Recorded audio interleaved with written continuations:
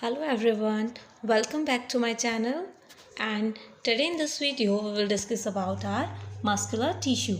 We were discussing about our animal tissue. In our previous video we have discussed our three tissues that were epithelial tissue, then our second one was connective tissue, then we have discussed about the nervous tissue, and today we will discuss about our last tissue, that is the muscular tissue.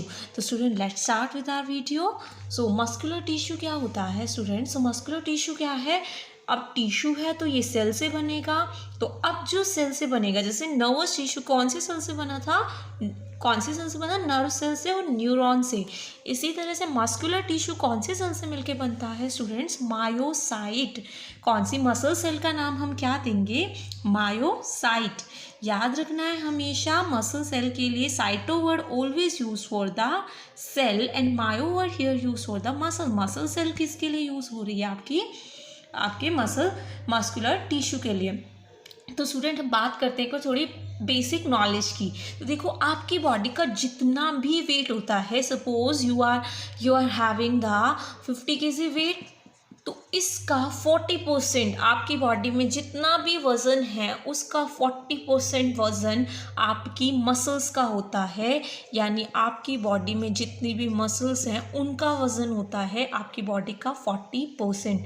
आपकी body में 639 muscles होती हैं. जिस तरह से human body में 206 bones होती हैं, इसी तरह से मसल्स कितनी होती है हमारी बॉडी में? 639 मसल्स होती है. अगर आपको कोई भी चीज़, किसी भी चीज़ का मूवमेंट करवाना है, हमेशा याद रखना, this is most important thing.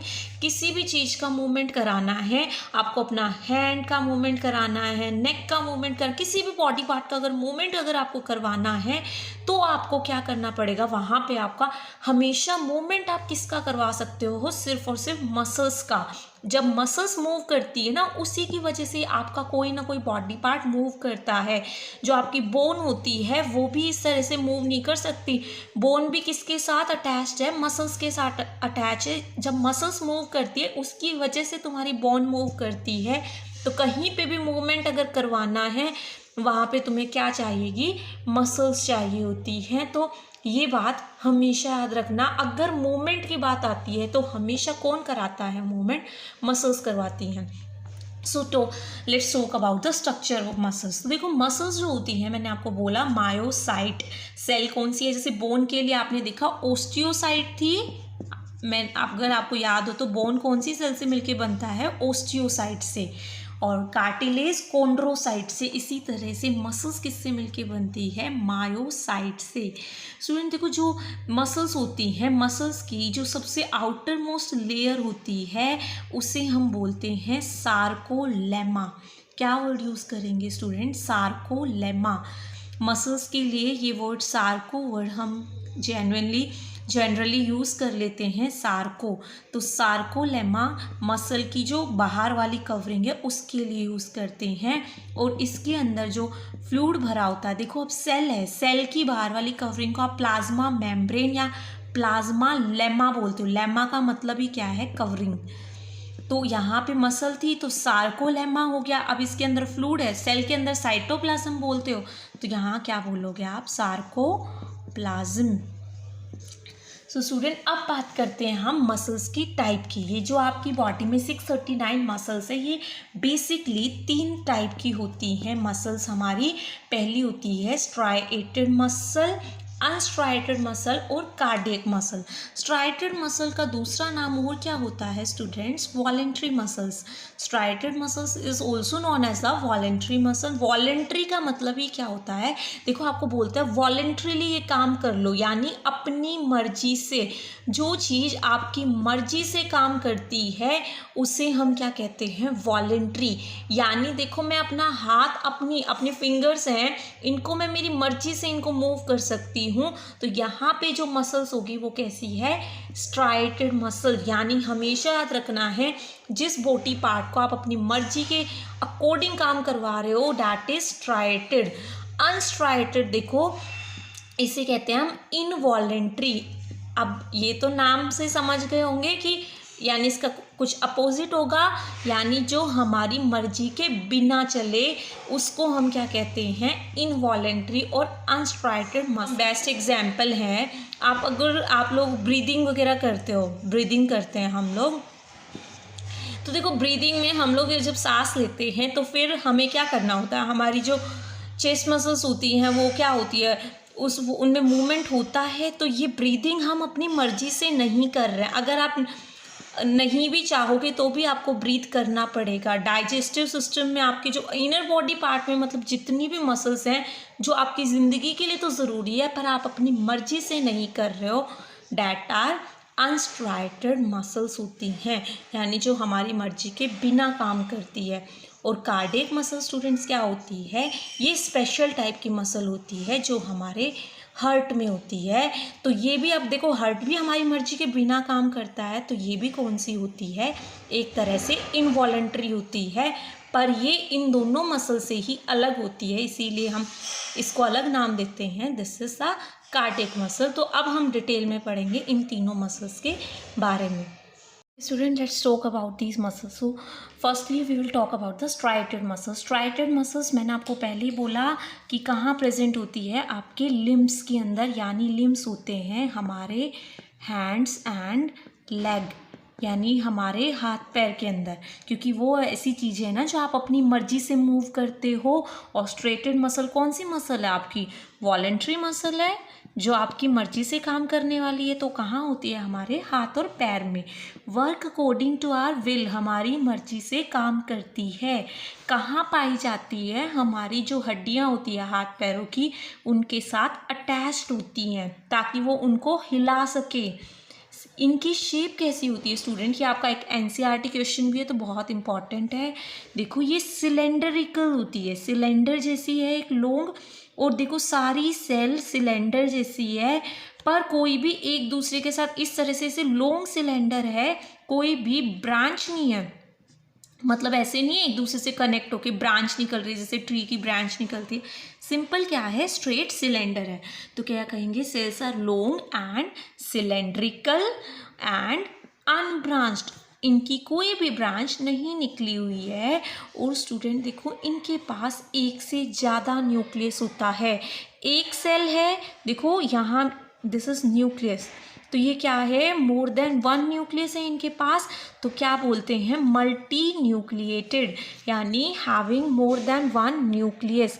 Student इसकी बात, इसकी एक और ख़ास बात होती है, देखो आपको ये दिख रहा होगा कि कहीं कहीं मैंने ये रेड लाइंस बनाई हुई हैं, तो यहाँ पे क्या होता है, जब आप इसको माइक्रोस्कोप के नीचे देखते हो ना मसल सेल को, आपकी वॉलेंट्री को, तो आपको बैंड दिखाई देते हैं, ऐसे बैंड, एक डार्क फिर लाइट, फिर डार्क फिर लाइट, फिर डार्क फिर लाइट, इस तरह से आपको बैंड दिखाई देते हैं। इसीलिए हमने इनका नाम ही क्या रखा है, स्ट्राइटेड या फिर स्ट्रिप्ड।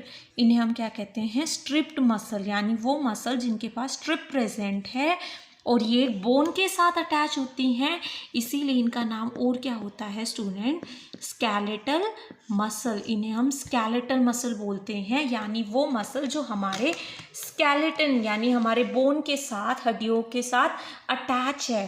कैसी होती है, सिलेंडर जैसी होती है, जिसके पास बहुत सारे न्यूक्लियस होते हैं एक सेल के अंदर ही, और ये इस तरह से थोड़ी थोड़ी डिस्टेंस पर बैंड होते हैं। ये क्वेश्चन इंपॉर्टेंट है, पूछा जाता है मल्टी न्यूक्लिएटेड कौन है, तो आपको बताना है your striated. Coming to our next muscle that is unstriated muscle. देखो ये मैंने बोला ये इनवॉलेंट्री होती है, यानी हमारी मर्जी के बिना काम करने वाली है। तो आपकी ब्लड वेसल्स यानी जिनके अंदर आपका ब्लड होता है, जिन पाइप्स के अंदर, वो आपकी मर्जी से फ्लो तो नहीं करता है ना। तो ब्लड वेसल्स में क्या होती है आपकी अनस्ट्राइटेड मसल, आपकी एलिमेंट्री कैनाल, मतलब जहाँ आपका डाइजेशन होता है। देखो आपका डाइजेशन हो रहा है वो आपकी मर्जी के बिना होता है, अगर आप नहीं चाहोगे तो भी डाइजेशन होगा। वहाँ कौन सी मसल्स होती है आपकी डाइजेस्टिव सिस्टम के अराउंड, अनस्ट्राइटेड और आपकी मर्जी के बिना काम करने वाली। इनकी शेप कैसी होती है स्टूडेंट, स्पिंडल, स्पिंडल शेप इसे कहते हैं। जो ये होता है ना इस तरह से जो शेप होती है इसे हम कहते हैं स्पिंडल शेप। इनके पास सिर्फ एक न्यूक्लियस होता है और इनकी बॉडी पर कोई भी बैंड प्रेजेंट नहीं होते हैं। तो देखो ये स्पिंडल शेप दिख रही है और एक सेल के अंदर सिर्फ एक न्यूक्लियस है और यहाँ पे कोई बैंड नहीं है। तो ये हमें कैसी दिखाई दे रही है, स्मूथ स्मूथ दिखाई दे रही है, क्योंकि कुछ है ही नहीं। तो इन्हें और क्या कहते हैं, स्मूथ मसल कहते हैं। लास्ट मसल हमारी आती है cardiac muscle. Cardiac muscle student मैंने बोला कि यहाँ होती है हमारी हार्ट में। ये इकलौती ऐसी मसल होती है जो 24 आवर वर्क करती है बिना थके हुए। आपकी बाकी दोनों मसल थक जाती है, उस टायर्डनेस हो जाती है, सिर्फ आपकी कार्डियक मसल एक अकेली ऐसी मसल है जो कभी नहीं थकती है। और सोचो वैसे भी अगर हार्ट की मसल अगर थक गई तो आपका हार्ट काम करना बंद कर देगा और इंसान की डेथ हो जाएगी।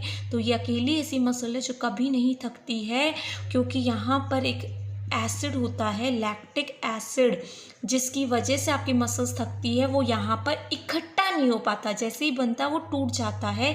ये आप 10th में पढ़ोगे कि ये क्या है और क्यों प्रोड्यूस होता है। बट अभी के लिए याद रखना है कौन सी मसल कभी नहीं थकती है, कार्डियक मसल।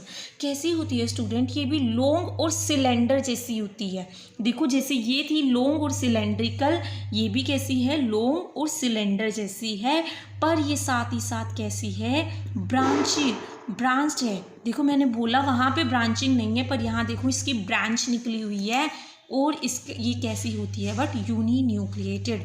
देखो एक सेल है, इसके पास सिर्फ एक न्यूक्लियस है, एक सेल के पास सिर्फ एक न्यूक्लियस है, यानी ये कैसी है, यूनी न्यूक्लिएटेड है।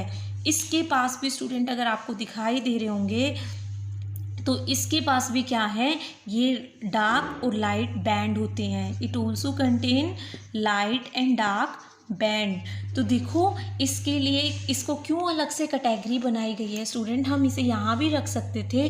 देखो इसका जो स्ट्रक्चर है दिखने में ये कैसी है, स्ट्राइटेड जैसी, कि इसके पास भी बैंड प्रेजेंट है, ये भी सिलेंडर है। तो दिखने में ये किसकी जैसी है, आपकी स्ट्राइटेड मसल जैसी, पर काम करने में किसकी जैसी है, इसके जैसी, कि बिना मर्जी के काम करेगी।